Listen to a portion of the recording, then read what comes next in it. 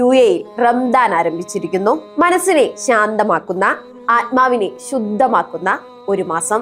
United Arab Emirates എന്ന ഈ ദേശത്ത് ഇന്ന് ഓരോ മസ്ജിദും, ഓരോ വീടും, ഓരോ ഹൃദയവും ഒരു പ്രത്യേക ആത്മീയ പ്രകാശത്തിലാണ്. ഇത് വെറുമൊരു ഉപവാസ മാസമല്ല, ഇത് സ്വയം തിരുത്തലിന്റെ മാസമാണ്. ഇത് ക്ഷമയുടെ മാസമാണ്. ഇത് ദാനത്തിന്റെ മാസമാണ്.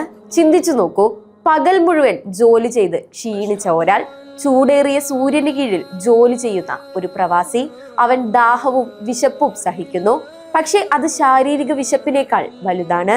അവൻ നിയന്ത്രിക്കുന്നത് തൻ്റെ കോപവും തൻ്റെ വാക്കുകളും തൻ്റെ ചിന്തകളുമാണ്.